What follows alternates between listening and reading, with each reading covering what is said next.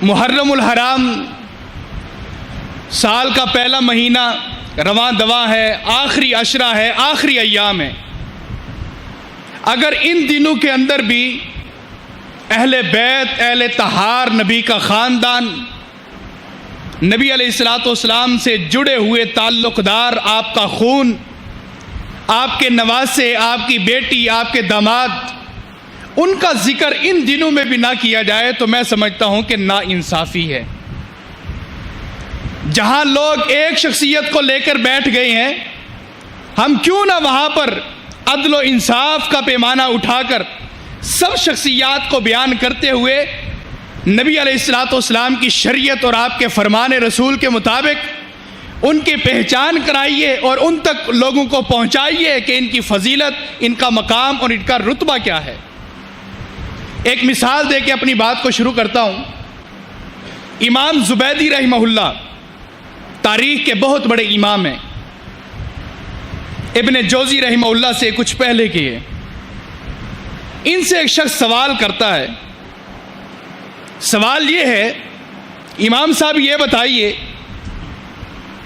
کہ ایک بندہ ترازو لے کر بیٹھا ہو، ایک پلڑے کے اندر پیارے پیغمبر محمد الرسول اللہ صلی اللہ علیہ وآلہ وسلم کے بال مبارک رکھ دیے جائیں، اور دوسرے پلڑے کے اندر نبی علیہ الصلوۃ والسلام کے پیارے ابو بکر اور عمر کے بال رکھ دیے جائیں، یہ بتائیے کہ وزن کس کا زیادہ ہوگا؟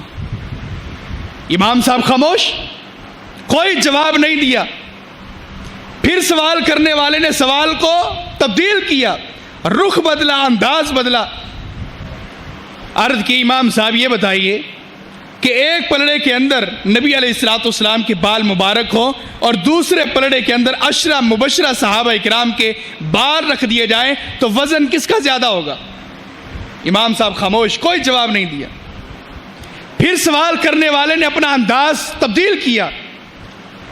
امام صاحب یہ بتائیے، ایک پلڑے کے اندر اللہ کے نبی کے بال مبارک ہو، دوسرے پلڑے کے اندر پوری خلقت انسانیت کے بال کو رکھ دیا جائے، یہ بتائیے کہ وزن کس کا زیادہ ہوگا؟ امام صاحب اب جوش میں آ گئے، آپ کا چہرہ متغیر ہو گیا، آپ نے آنکھ اٹھائی اور کیا کہا؟ اف ہے تیری ذات پر، اف ہے تیری ذات پر۔ ایک طرف نبی علیہ الصلوۃ والسلام کے بال مبارک رکھتا ہے اور دوسرے پلڑے کے اندر نبی کے امتیوں کے بال کو رکھ کر میرے نبی کے بالوں کا مقابلہ کرتا ہے۔ اف ہے تیری ذات پر، مقابلہ کرنے سے پہلے تو سوچ کہ بال کس ہستی کے ہیں، وہ محمد الرسول اللہ ہیں صلی اللہ علیہ وآلہ وسلم۔ عرض گزارش یہ ہے کہ جب بال کا معیار اتنا زیادہ ہے تو میرے نبی کے خون کا معیار کتنا زیادہ ہوگا؟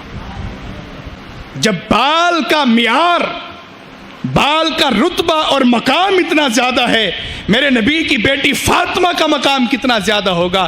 میرے نبی کے نواسے حسن و حسین کا مقام کتنا زیادہ ہوگا؟ میرے نبی کے داماد علی المرتضیٰ شیر خدا کا مقام کتنا زیادہ ہوگا؟ اہل بیت کو پہچانیے، اہل بیت سے محبت کیجئے، یہ ایمان کی نشانی ہے۔ اگر یہ بات میں کہوں تو قرآن و حدیث کے بالکل مطابق ہے کہ اگر ہمارے سامنے یہ پڑھی جانے والی کتاب اللہ کا قرآن جس طرح اس کے اوپر عمل کرنا ہمارے اوپر فرض، لازم اور واجب ہے، اسی طرح اہل بیت سے محبت کرنا بھی ہمارے اوپر فرض ہے۔ دلیل سن لیجئے، رسول اکرم صلی اللہ علیہ وسلم کا فرمان ہے، صحیح مسلم کی حدیث ہے، آپ علیہ الصلوۃ والسلام نے فرمایا ترکت فیکم الثقلین، میں تمہارے درمیان دو بھاری چیزیں چھوڑ کر جا رہا ہوں۔ دو بھاری چیزیں۔ یا رسول اللہ بھاری چیزیں کون سی ہیں؟ بھاری چیزیں کون سی ہیں؟ نبی علیہ الصلوۃ والسلام نے فرمایا احدہما کتاب اللہ، ان میں سے ایک چیز جو بھاری ہے، عمل کرنا امت کے لیے بھاری ہوگا، گرا گزرے گا، وہ اللہ کی کتاب، اللہ کا قرآن ہے۔ دوسری چیز جو بھاری ہے، ثقل ہے، نبی علیہ الصلوۃ والسلام نے فرمایا وَإِطْرَةِ أَهْلُ بَيْتِي، میرا خاندان، میرے اہل بیت۔ جہاں پر اللہ کے نبی نے قرآن امت کو دیا ہے، وہاں پر اللہ کے نبی نے اہل بیت بھی امت کو دیا ہے۔ جہاں پر قرآن کی طرف اللہ کے نبی نے رغبت دلائی ہے وہاں پر اللہ کے نبی علیہ الصلوۃ والسلام نے اہل بیت کی بھی رغبت دلائی ہے۔ قرآن کا مقام دوسرا سن لیجئے، نبی علیہ الصلوۃ والسلام پر قرآن نازل ہوا اور قرآن مجید کے اندر 300 سے زائد مرتبہ اللہ رب العالمین نے لفظ کل کے ساتھ مخاطب کر کے فرمایا ہے۔ اور امام ابن کثیر رحمہ اللہ فرماتے ہیں کہ جہاں پر اللہ رب العالمین لفظ کل کے ساتھ انتخاب کر کے مخاطب کر کے فرماتے ہیں وہاں پر اللہ اہم مسئلہ بیان کرتے ہیں۔ نہیں سنا قل هو اللہ احد، اللہ نے یہاں پر اہم مسئلہ توحید کا بیان کیا ہے لفظ کل کے ساتھ۔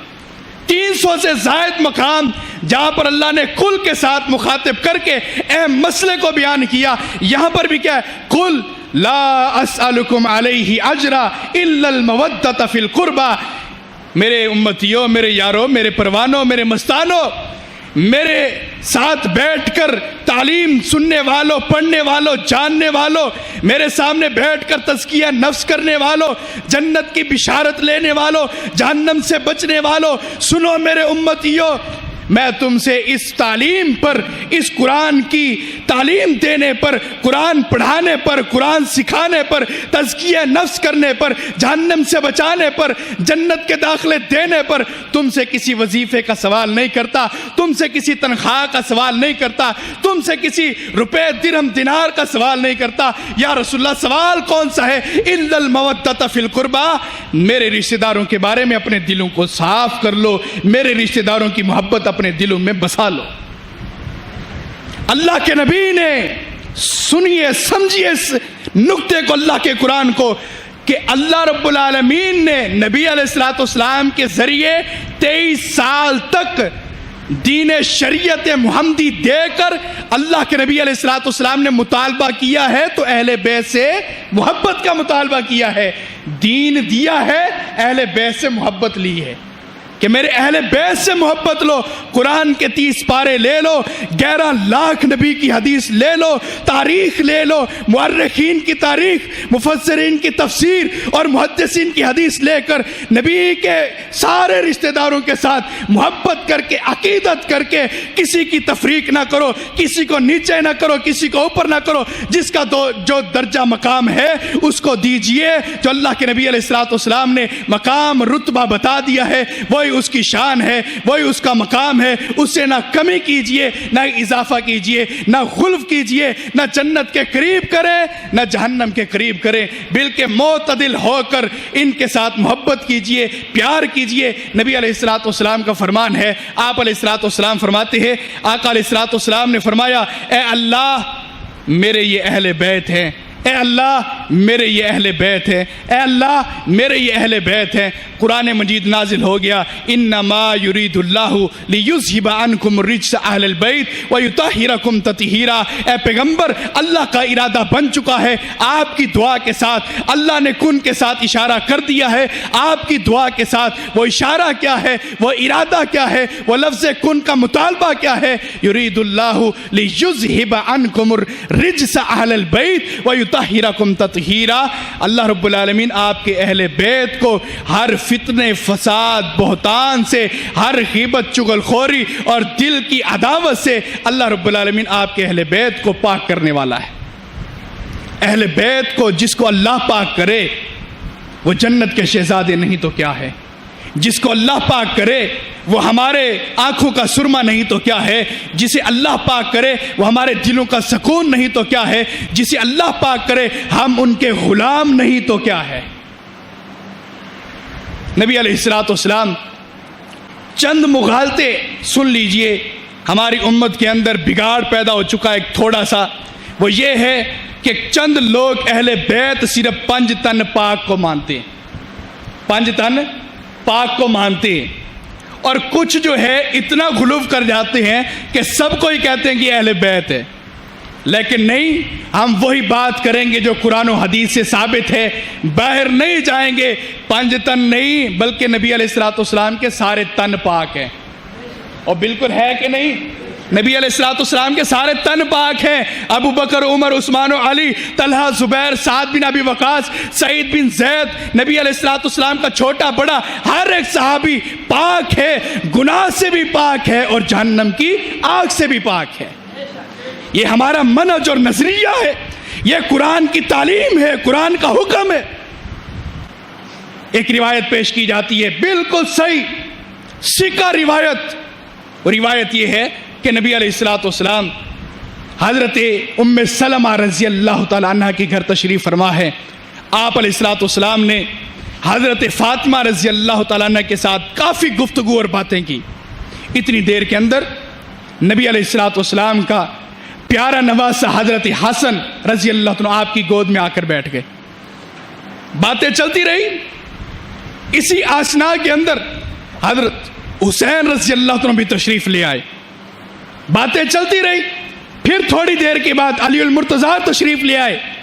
پھر باتیں چلتی رہی. نبی علیہ السلام نے فرمایا کہ جاؤ میری کملی مبارک لے کر آؤ، میری چادر مبارک لے کر آؤ. نبی علیہ السلام کی چادر مبارک آئی. آپ نے ان پنجتن پاک شخصیات کے اوپر اوڑھا اور دعا کی، اللہم ہؤلاء اہل بیتی، اللہم ہؤلاء اہل بیتی. ام سلمہ رضی اللہ عنہ نے جب یہ الفاظ سنے کہنے لگی یا رسول اللہ اگر آپ کی اجازت ہو تو میں بھی چادر کے نیچے آ جاؤں. اگر آپ اتنے دل کے ساتھ دعا کر رہے ہیں تو مجھے اجازت دیجئے میں بھی آپ کی چادر کے نیچے آ جاؤں.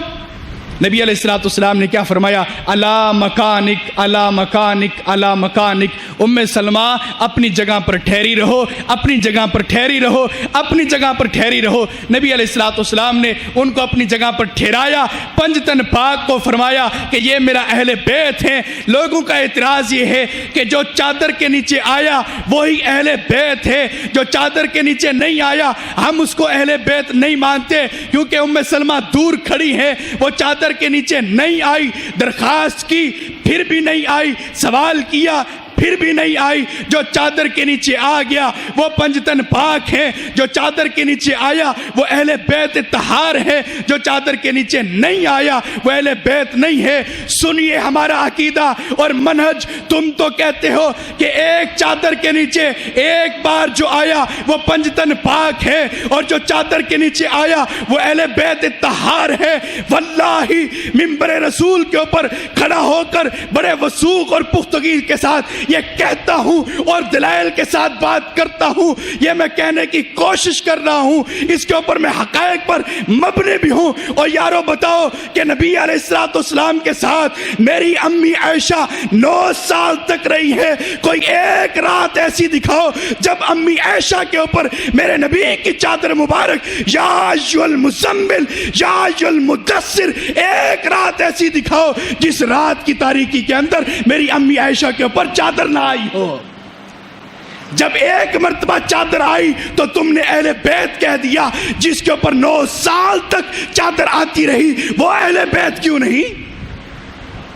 جس کے اوپر 9 سال تک چادر، اور وہ چادر مبارک جس کے اوپر جبرائیل رب کا قرآن لے کر اترا کرتا تھا، وہ چادر مبارک جس کے اوپر امی سلمہ کا نام لے کر، امی عائشہ کا نام لے کر، ام حفصہ کا نام لے کر، خدیجۃ الکبریٰ کا نام لے کر جبرائیل سلام پیش کیا کرتا تھا، وہ چادر مبارک جس چادر مبارک کے اوپر نبی علیہ السلام کا پسینہ مبارک گرا کرتا تھا، وہ چادر کے نیچے امی عائشہ رضی اللہ تعالیٰ عنہ آتی ہے. 9 سال تک، 1-2 دن کی بات نہیں، وہ اہل بیت نہیں ہے. اور جس کے اوپر ایک مرتبہ چادر آئی اور دعا کی وجہ سے آئی، تم نے کہہ دیا یہی اہل بیت ہے، اس کے علاوہ کوئی نہیں. یہ عدل و انصاف نہیں، یہ زیادتی ہے. یہ نبی علیہ السلام کے خاندان کو توڑنے والی بات. اور دوسری بات، کہا جاتا ہے ام سلمہ تو سوال کر رہی تھی، اللہ کے نبی نے کیوں نہیں فرمایا کہ ام سلمہ آ جاؤ؟ اگر بیوی بھی اہل بیت کے اندر ہے تو اللہ کے نبی بلاتے نا، اللہ کے نبی کہتے کہ آ جاؤ چادر کے نیچے. میں کہتا ہوں اسی حدیث کے اندر اس کا جواب موجود ہے.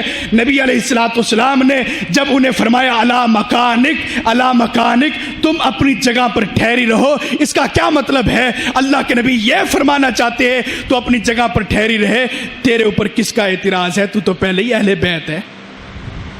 بیوی کو کون کہتا ہے کہ اہل بیت نہیں ہے؟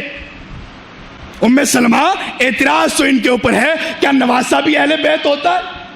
اعتراض تو اس کے اوپر ہے کیا بیٹی بھی شادی کے بعد اہل بیت ہوتی ہے؟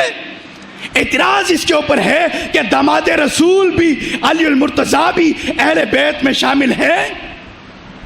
ان کے اعتراض کو ختم کرنے کے لیے اللہ کے نبی نے فرمایا اللہم ہؤلاء اہل بیتی, اللہ یہ بھی میرا اہل بیت ہے. اللہ کے نبی نے کیا فرمایا؟ یہ بھی میرا اہل بیت ہے. اس کا کیا مطلب؟ جب لفظ بھی کا ذکر آ جائے اس کا مطلب ہوتا ہے کہ پہلے بھی کوئی اہل بیت موجود ہے. اگر اللہ کے نبی یہ فرماتے یہ ہی میرا اہل بیت ہے تو سارے رشتے ایک سائڈ پر ہو جاتے, صرف یہ 5 شخصیات اہل بیت ہوتی. جب اللہ کے نبی نے فرمایا یہ بھی میرا اہل بیت ہے, اس کا مطلب اور معنی اور مفہوم یہ ہے کہ اس سے پہلے بھی اہل بیت موجود ہے. نبی علیہ الصلوۃ والسلام کے داماد حضرت علی المرتضیٰ رضی اللہ تعالیٰ عنہ, یہ اللہ کے نبی کے کیا ہے؟ داماد ہے. 3 رشتے اللہ کے نبی سے سن لیجئے, 3 رشتے. نبی علیہ الصلوۃ والسلام کے 9 تایا جی. 9 تایا جی. تایا جی تو سمجھتے ہو, جو باپ سے بڑا ہوتا ہے وہ تایا ہی ہوتا ہے, چچا نہیں ہوتا, وہ تایا ہوتا ہے. نبی علیہ الصلوۃ والسلام کے والد گرامی عبداللہ سب سے چھوٹے بیٹے ہیں 10ویں عبد المطلب کے, اور نبی علیہ الصلوۃ والسلام کے والد محترم, اور ان کے بھائی ہیں ابو طالب کے بیٹے ہیں علی المرتضیٰ رضی اللہ عنہ. پہلا رشتہ چچا زاد بھائی, پہلا رشتہ. دوسرا رشتہ نبی علیہ الصلوۃ والسلام سے فاطمۃ الزہرا رضی اللہ تعالی عنہا, نبی علیہ الصلوۃ والسلام کا جگر رسول, جگر بطول حضرت فاطمہ رضی اللہ تعالی عنہا, نبی علیہ الصلوۃ والسلام کی لاڈلی بیٹی, جنت کی شہزادی حضرت علی المرتضیٰ کے گھر میں ہے. اور تیسرا رشتہ یہ ہے کہ حضرت فاطمہ رضی اللہ تعالیٰ عنہ جاتے جاتے دنیا سے جاتے ہوئے یہ وصیت کر کے گئی تھی کہ میری بڑی بہن زینب کی بیٹی ابو امامہ وہ اس وقت بلوغت تک پہنچ چکی ہے, میرے مرنے کے بعد علی اس سے آپ نے شادی کرنی ہے. نواسی بیٹی کی جگہ ہوتی ہے. میں یوں کہوں تو کوئی مبالغہ نہیں, جس طرح حضرت عثمان دوہرے داماد ہیں اسی طرح علی المرتضیٰ بھی دوہرے داماد ہیں. علی المرتضیٰ بھی دوہرے داماد ہیں. زینب اللہ کے نبی کی بیٹی, فاطمہ کی بڑی ہمشیرہ, ان کی بیٹی ابو امامہ زینب کی بیٹی, نبی کی نواسی حضرت علی کے گھر میں آئی. حضرت فاطمہ کی وفات کے بعد جس طرح بیٹی ہوتی ہے اسی طرح نواسی ہوتی ہے. نواسی بھی بیٹی کا مقام رکھتی ہے. اسی وجہ سے جس طرح عثمان ذو النورین نبی کے دورے داماد ہے, علی المرتضیٰ بھی نبی کے دورے داماد ہے. یہ 3 رشتے علی المرتضیٰ رضی اللہ عنہ کے اللہ کے نبی سے. نبی علیہ الصلوۃ والسلام, آقا علیہ الصلوۃ والسلام نے فرمایا, کس وقت فرمایا؟ جب حضرت حسن اور حضرت حسین رضی اللہ تعالیٰ عنہ آپ علیہ الصلوۃ والسلام کے ساتھ ہیں, مسجد نبوی کے اندر ہیں. آپ علیہ الصلوۃ والسلام کافی دیر تک ان کے ساتھ بیٹھے ہوئے کھیل رہے ہیں, ان کے ساتھ ہنسی مذاق کر رہے ہیں. چلتے چلتے حضرت حذیفہ بن یمان رضی اللہ تعالیٰ عنہ, نبی علیہ الصلوۃ والسلام کا رازدان صحابی حضرت حذیفہ سپہ سالار حضرت حذیفہ رضی اللہ تعالیٰ عنہ اپنی والدہ کے ساتھ بیٹھے ہوئے.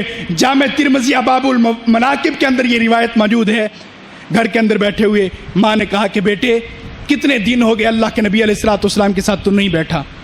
یا رسول اللہ, اے امی جان اللہ کے نبی کے ساتھ تو کافی دن گزر گئے.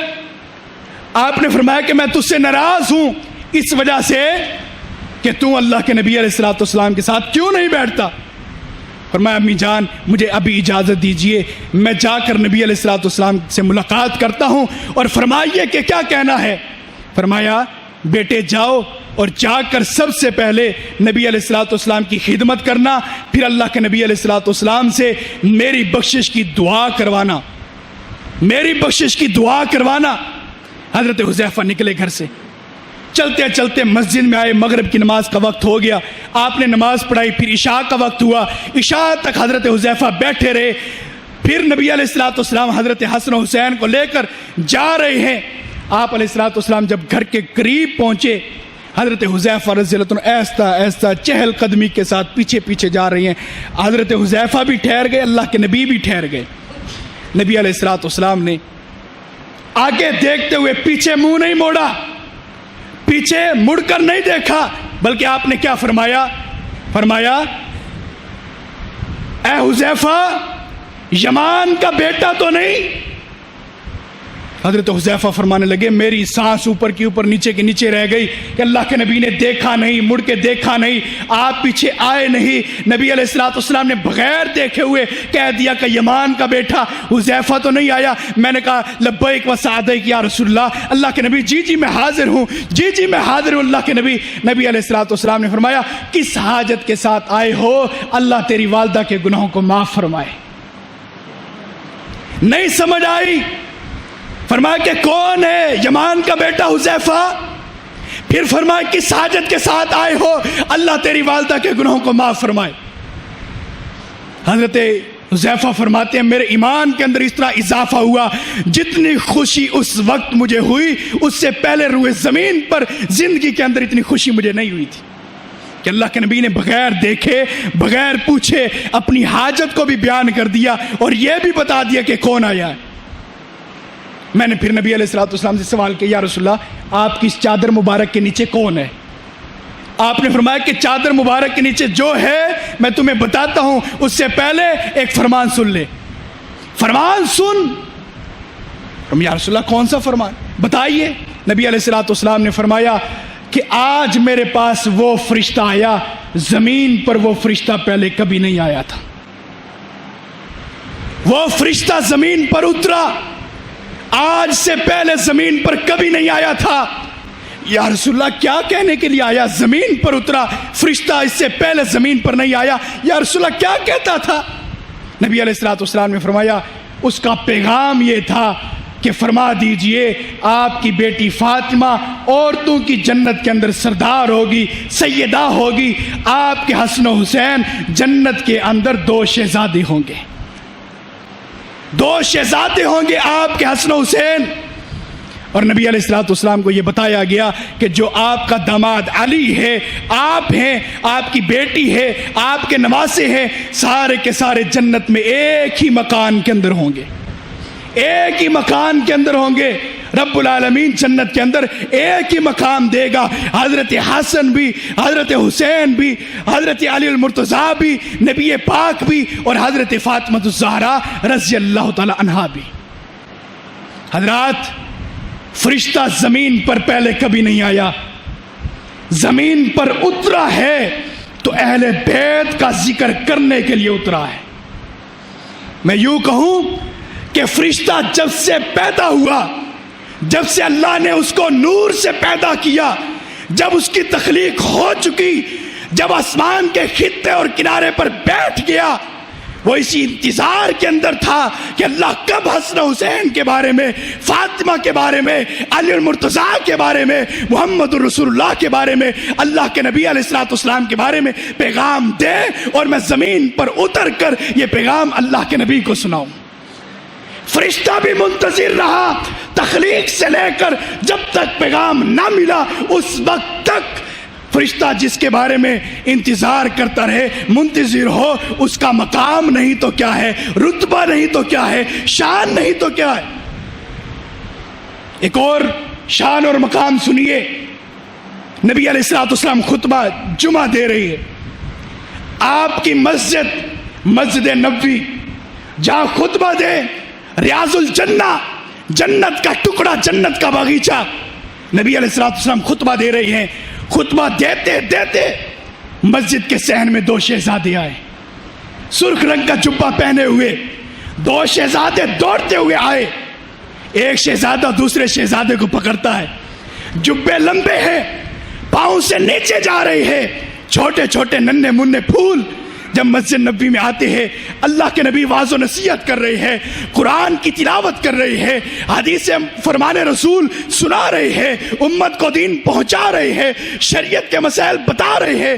اللہ کے نبی علیہ الصلوۃ والسلام دیکھتے ہیں کہ حضرت حسن و حسین آپس میں کھیل رہے ہیں, کھیلتے کھیلتے زمین پر گر گئے. اللہ کے نبی نے قرآن پڑھتے ہوئے روک دیا, فرمان پڑھتے ہوئے روک دیا, اللہ کے نبی نے دین سناتے ہوئے روک دیا. کس کی خاطر؟ حسن و حسین کی خاطر. نبی علیہ الصلوۃ والسلام جاتے ہیں, اٹھاتے ہیں اور دونوں کو اپنے کندھوں پر سوار کیا, ممبر رسول پر بٹھایا اور کیا فرمایا؟ صدق اللہ, صدق اللہ, صدق اللہ. اللہ تو نے سچ فرمایا ہے, انما اموالکم و اولادکم فتنہ, تمہارا مال بھی تمہاری اولاد بھی تمہارے لیے آزمائش بن کر آئی ہے. اور یارو مجھے یہاں پر رک کر بات کرنے دیجئے, میں بڑے رسوخ کے ساتھ بات کر رہا ہوں. مقام حسن و حسین ہے, مقام اہل بیت ہے, بڑی دلیری کے ساتھ بات کر رہا ہوں. اس مجلس کے اندر جب خطبہ جمعہ ہو رہا تھا, مسجد نبوی تھی, اللہ کے نبی خطبہ دے رہے تھے,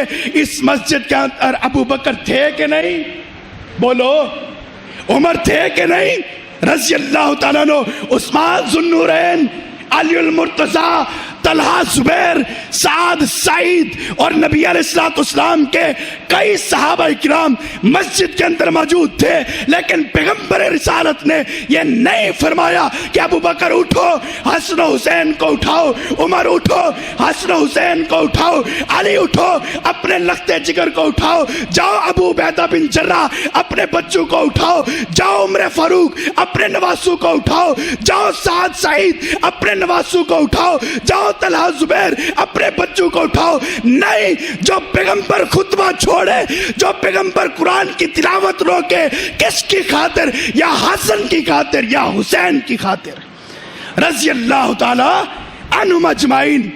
اور دوسری بات سنیے, نبی علیہ الصلوۃ والسلام کا دوران نبوت کتنا عرصہ ہے؟ 23 سال. کتنا بولو؟ 23 سال.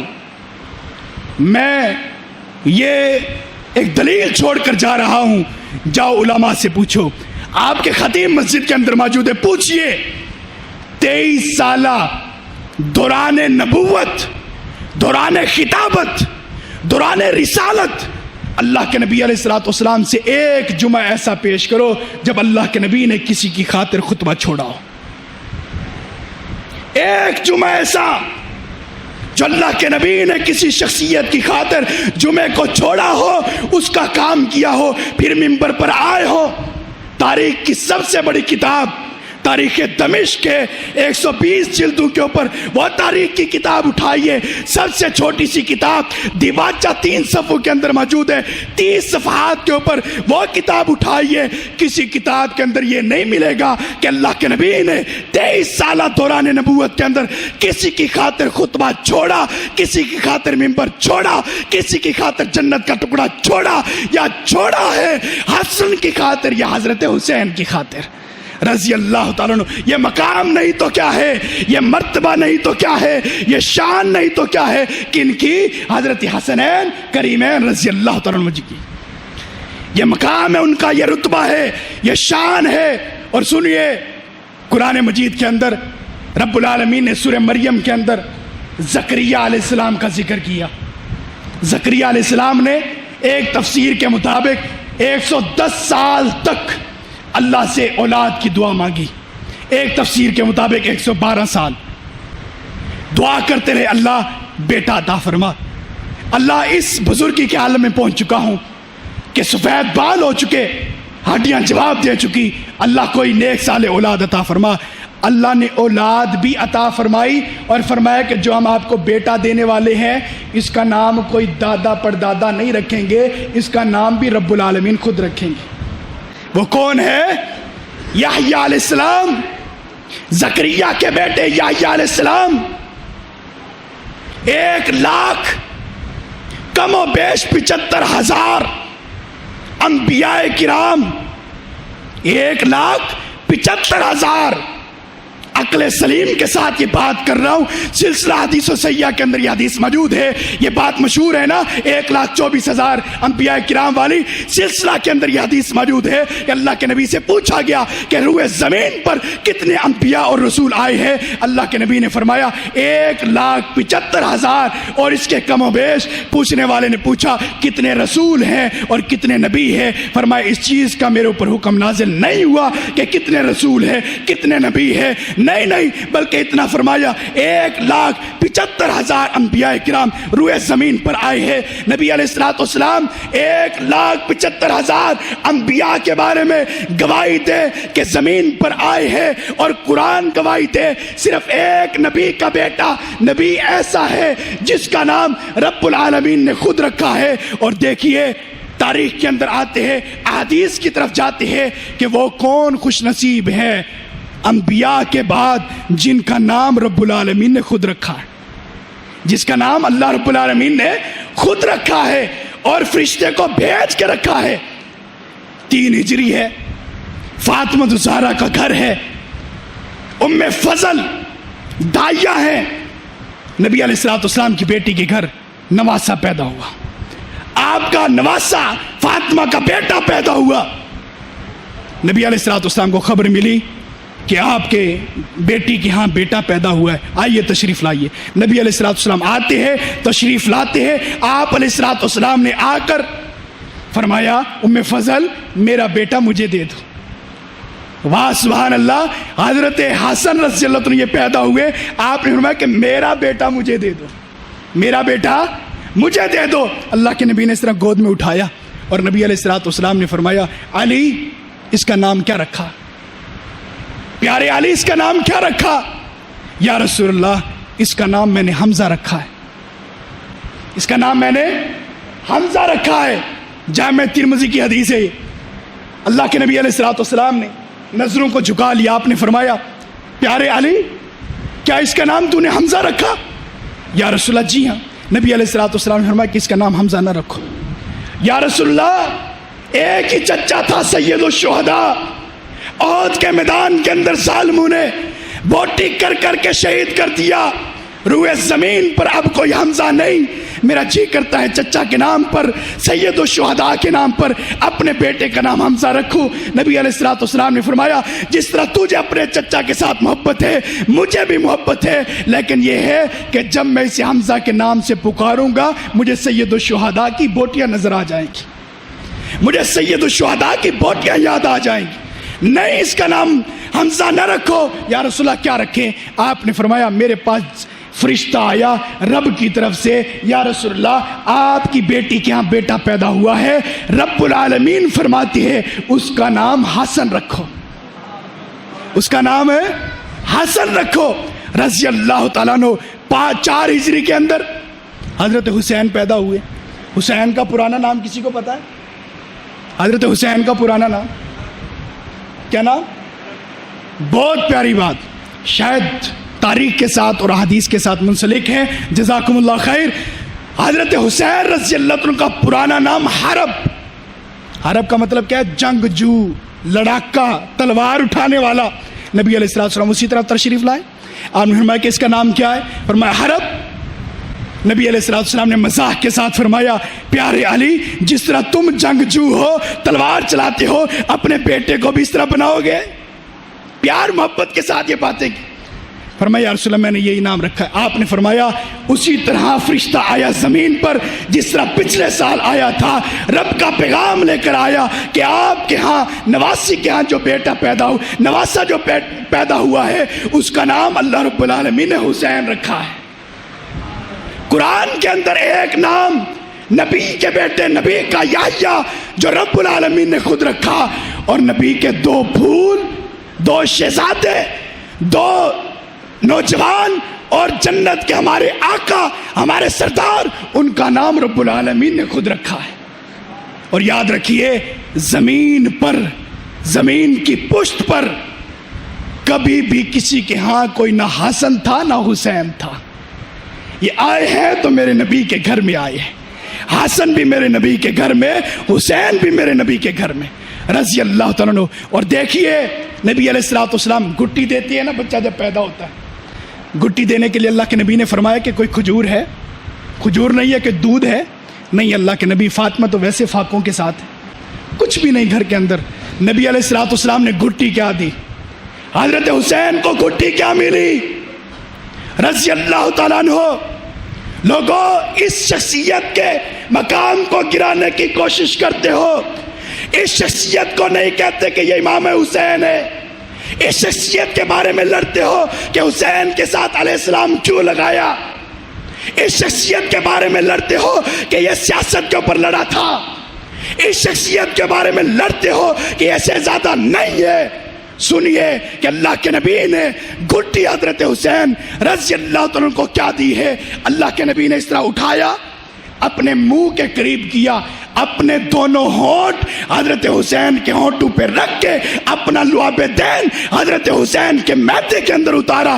سب سے پہلی خوراک جو حسین کے معدے میں گئی، سب سے پہلی گھٹی جو حسین کے معدے میں گئی، سب سے پہلا لعاب جو حسین کے معدے میں گیا، وہ میرے نبی کا متبرک اور برکتوں والا لعاب دین ہے رضی اللہ تعالیٰ عنہ. یہ ہے حضرت حسین رضی اللہ تعالیٰ عنہ جنہوں نے پہلے گھٹی پی ہی میرے نبی کا لعاب ہے. اس کا مقام نہیں تو کیا ہے، مرتبہ نہیں تو کیا ہے.